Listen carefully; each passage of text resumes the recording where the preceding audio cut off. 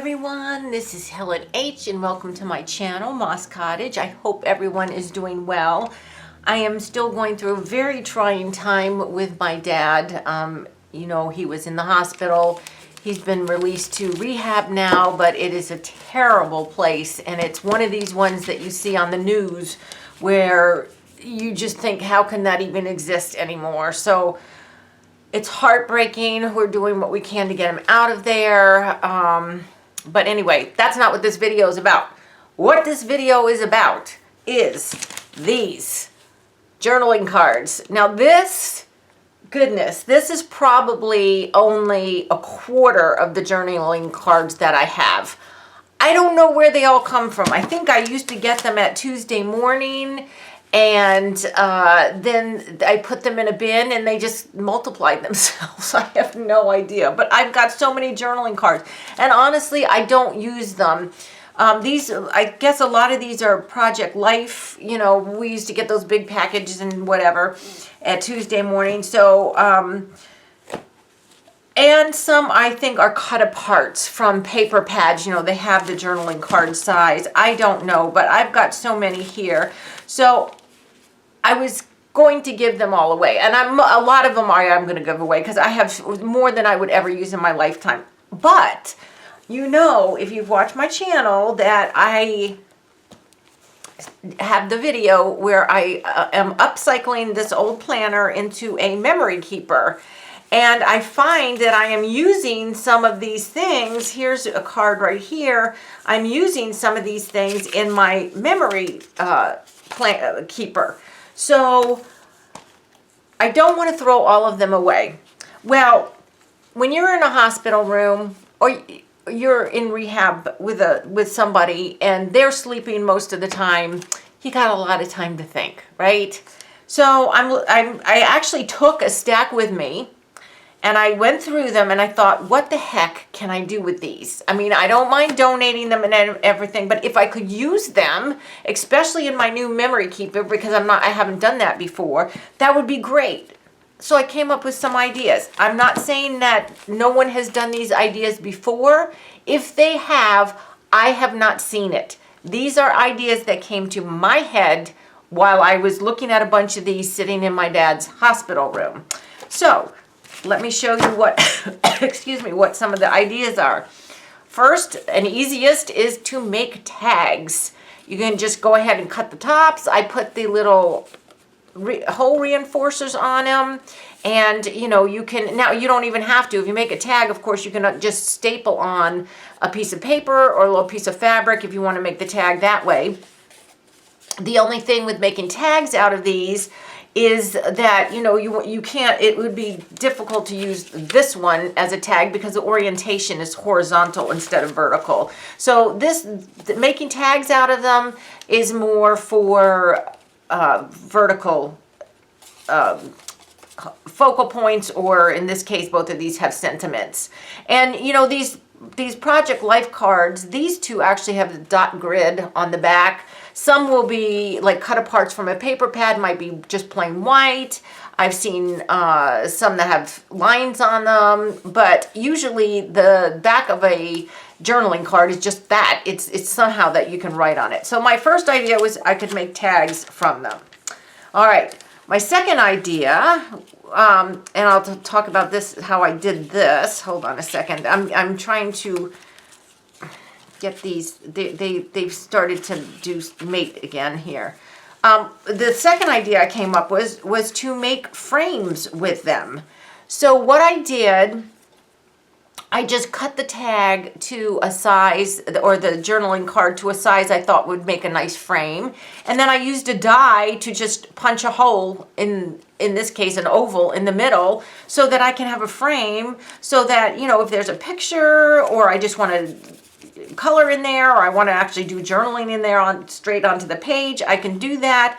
And it also gives you a little, you know, the punch out part. Now we can talk about the little punch out parts in a minute, but so I did that, and then I have a die set that has, it looks like stamps. So I just took the bigger one, I cut out the paper, put the bigger one, no, I cut it out. I'm sorry, I just cut it out. I just put a smaller die in the middle and punched it out. So it makes it kind of look like Can you see that? Kind of like a stamp.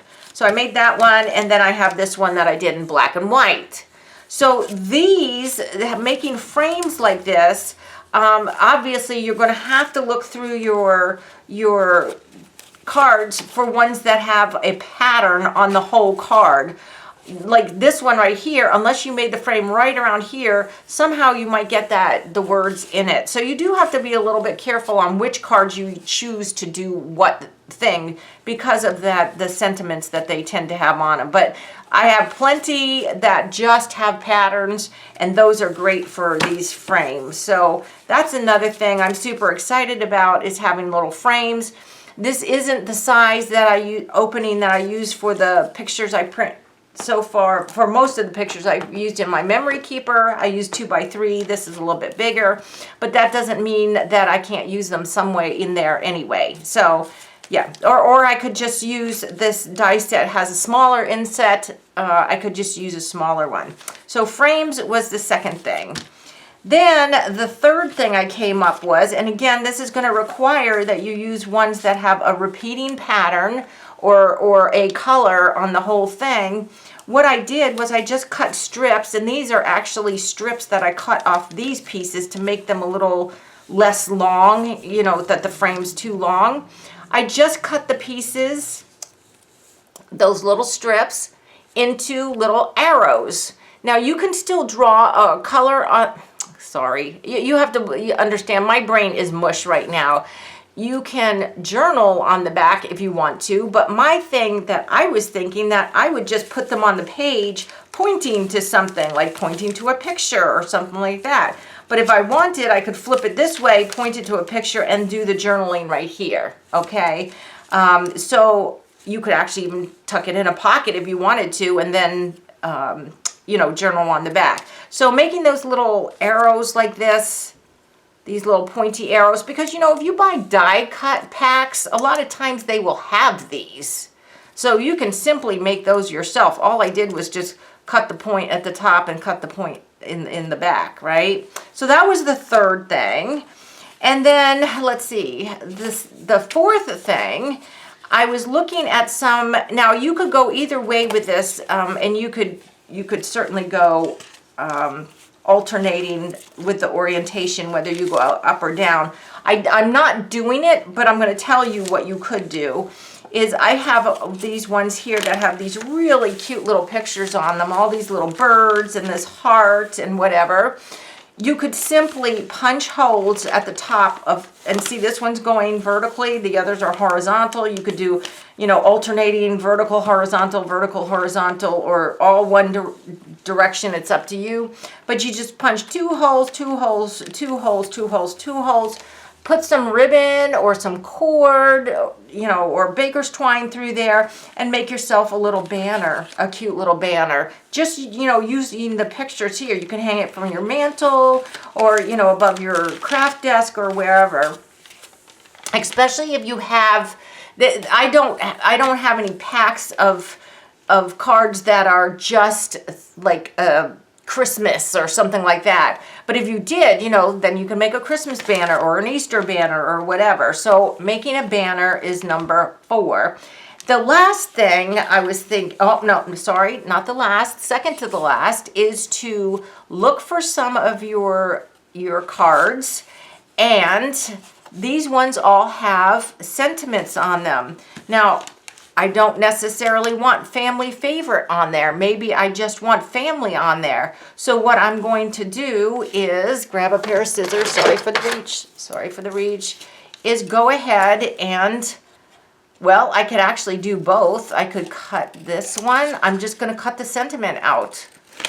Now you're saying, oh, but you're wasting so much. But you got to remember, these are cards I would not use the way they are, and I would either just, you know, a lot of people just throw them away. I would have donated them or done something else. So now I have family, and if I had a picture of my family, I could put that one down, or like if I had a favorite whatever, my picture of a favorite whatever that I was memory keeping or journaling about or whatever, I've got that. So you can use the sentiments.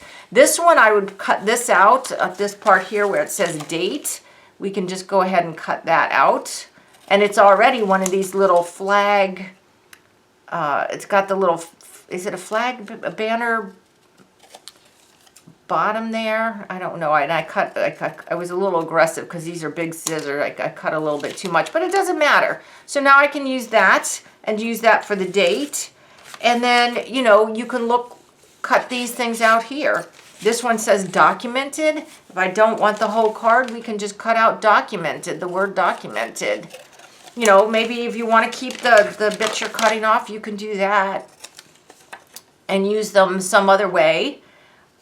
And yeah, it's totally up to you. But since I'm getting rid of these anyway, but now I have some sentiments to do my memory keeping. And it's nice to have these things that are a little bit made. If you do memory keeping, what I'm finding, I mean, I've only done a couple weeks. What I'm finding is it's good to have some stuff that's pre-made, especially if you're very busy. I mean, like right now with this whole thing with my parents, it's just, I'm so tired and I'm never home anymore. But to have a few pieces like this, I can print out a picture, you know, put a word on, put a picture in, and still I could have done some memory keeping despite being so busy. So that is another idea. So then I've lost count. 5, 6, is this idea number 6? Is to make library pockets. So what I did on these is I just took, let's see here. Actually here we go. This one right here, this is a larger memory, a larger Project Life card. And I don't know, is this 4x6? Yeah, this is a 4x6. Sometimes the packs had the super big ones, but a 4x6 card and a 3x4 card works well. And so I sewed it up. Now this one I used really, you know, yarn. I frizzled the edges here and just did a simple stitch and made a little library pocket. I rounded the corners, and you know, if you wanted it to look more like a library pocket, you could cut it a little bit shorter, but I like that that it's that high. And I pre-made these, so when I use them, it will determine whether I'm going to keep that back as high or not. Now these 3 here, because I did not have any more of these large 4x6, I just took some scrapbook paper I had, which I'm also trying to use up, and I cut those in 4x6 and made the pockets. Now this one, it says love this, and it's satin ribbon that I just whip stitched around. I did have it in a needle, and I just, you know, whip stitched around it. I actually stapled it here and stapled it here instead of tying knots, because I really wanted that kind of, what would the look be? Kind of, I mean, it's not grungy, but kind of, you know, not perfect. So I stapled that one on. So we have the love this one, the memories one. This one says laugh, and I hope you can see I did a blanket stitch on this one, and I rounded all the corners on this. This blanket stitch is done, it's not on my desk, it's too far away to show you. It's a crochet thread that is kind of glittery, very thin and glittery. So I just did a little crochet thread, but that's enough to hold something, you know, in a pocket. And then the last one I did a blanket stitch again, but I used that white yarn that I used on the first one. Here's a word of warning. You can ask me how I know. If you're going to sew around the edges, whether you do a blanket stitch or a whip stitch, you need to round the corners before you stitch. Now, I know you're going to say, well, that's obvious. No, it isn't, because see how this, I don't know that I'm actually going around the corners blanket stitching correctly, but see what happens, how it pulls in here and it kind of curves around. Well, it was like that. I think it was this one right here. It was like that on this one as well. And there was plenty of room for me to use my corner rounder, but there wasn't, because I actually went through one little stitch and the whole thing unraveled. So round your corners before you do any stitching if you're going to go on the outside of the card. So there was that idea. And I have one more to do right here. So simple, simple. All I did to make the holes was I have a little hole punch. You can just use a needle. You can use an awl. You can use whatever. This is one of these hole punches, and it's got a very tiny little hole, and I just did this. I didn't measure, I just went around the outside and then started stitching. These aren't precious. And here's that white yarn. I'll finish this one tonight. Here's that white yarn that I was using on the other ones. But what I think I'm gonna do on this one is I'm gonna go get a piece of lace or a piece of fabric, and I'm gonna stretch it across here and sew it on the front. If you don't necessarily like something that's necessarily on the card, but you want to use the card, you can always put a little gesso over it to knock it back. You can paint over it. You know, you could collage over it. You could do a lot of things if you didn't like the card you're using on the front. Or let's say you like it today, but this is the last one I have left, and it says love this, and it's my dad in the hospital. Well, that might not be appropriate for that picture or that memory keeping or that journal page or whatever I'm doing. You can just cover it with gesso or paint or collage and cover that up a little bit so you can't even read what it says. But then you still have your nice little library pocket. So that was that idea.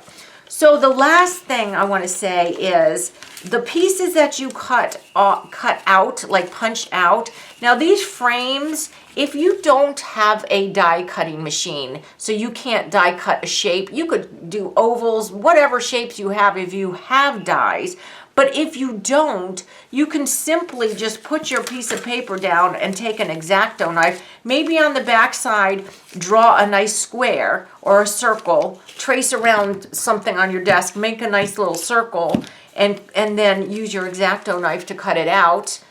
So you don't need to have something to cut it out if you don't have a die machine. But whatever you use to take these little parts out, now you can just use these as little page embellishments. You could use them as tabs, just fold them and make tabs or whatever.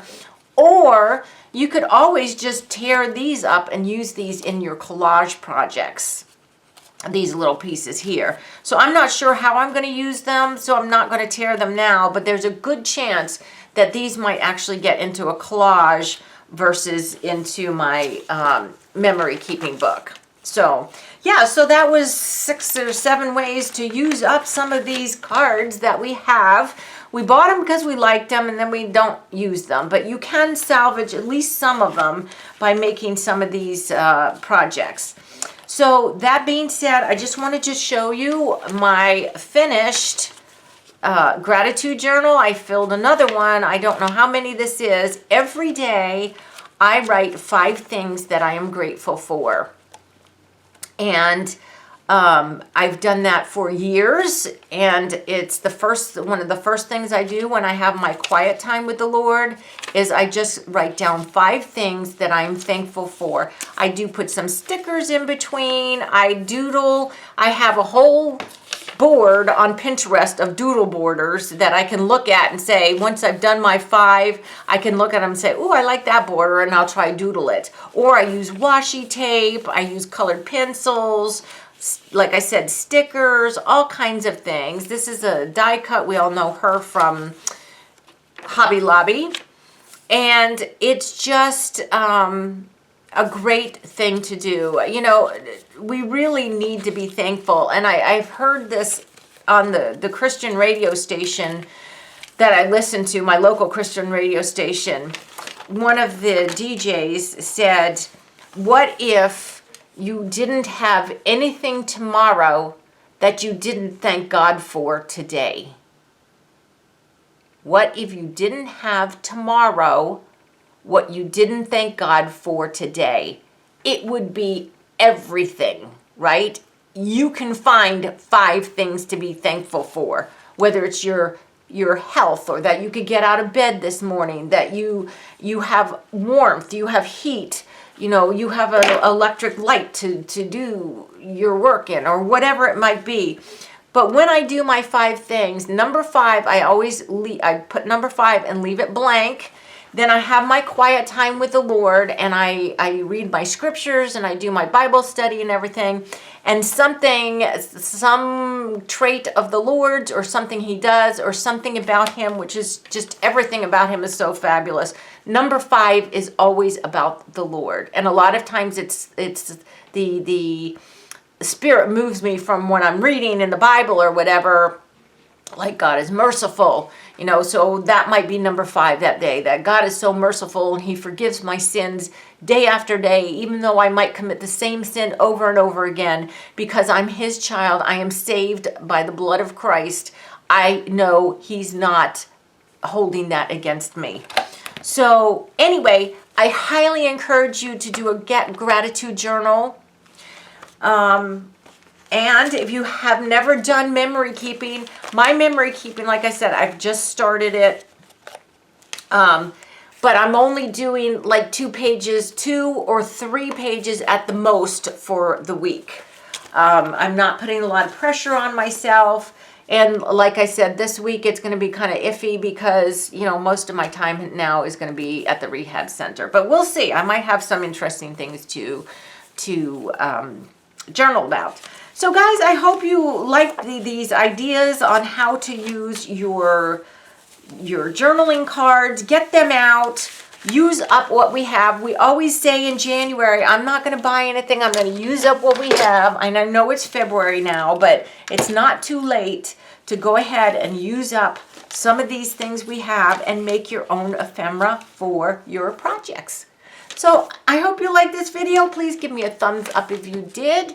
If you haven't subscribed to my channel, I ask that you do. And until the next video, I hope you're all truly blessed. Bye-bye.